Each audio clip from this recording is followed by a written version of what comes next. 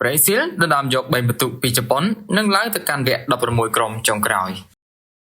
ការប្រកួតប្រព្រឹត្តទៅដោយភាពតានតឹងនិងស្វិតស្វាញទម្រាំតែរកឃើញអ្នកឈ្នះដោយនៅតង់ទី1នាទីទី29កីឡាករជប៉ុន Kaiju Sano បានសុទ្ធនាំមុខប្រេស៊ីល1-0ដែលឡែកនៅតង់ទី2លោក Carlo Ancelotti បានធ្វើការកែប្រែទម្រង់លេងហើយនៅនាទីទី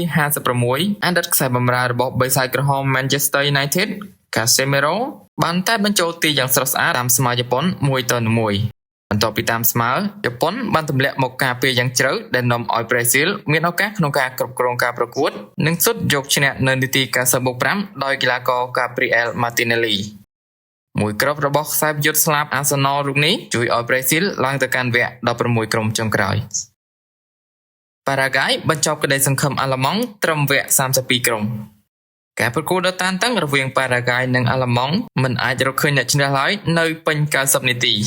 ដោយនៅតង់ទី1កីឡាករ Julio Enciso របស់ប៉ារ៉ាហ្គាយបានតែចូលទីនាំមុខអាល្លឺម៉ង់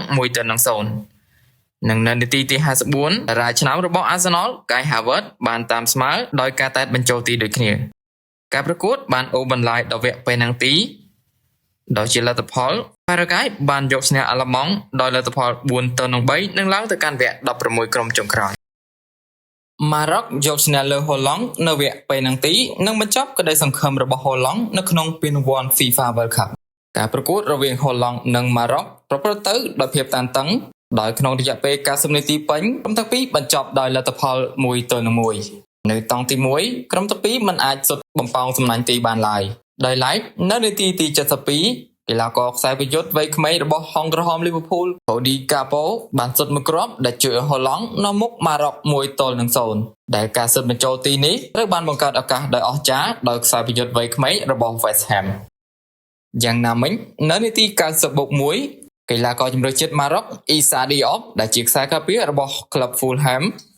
បានតែបញ្ចូលទីយ៉ាងស្រស់ស្អាតដែលជួយឲ្យម៉ារ៉ុកតាមស្មើហូឡង់1-1ដែលការតាមស្មើនេះនាំឲ្យមានការថែមម៉ោង15នាទី2ដងនៅនាទីទី97នៃម៉ោងបន្ថែមកីឡាករម៉ារ៉ុកមានឱកាសសុទ្ធបញ្ចូលទីយកជ័យជំនះប៉ុន្តែត្រូវបានបដិសេធដោយអ្នកចាំទីសញ្ជាតិហូឡង់ Bart Verbruggen និងនាំឲ្យការប្រកួតអូសបន្លាយទៅដល់វគ្គពេណាល់ទីដែលលទ្ធផលម៉ារ៉ុកយកឈ្នះហូឡង់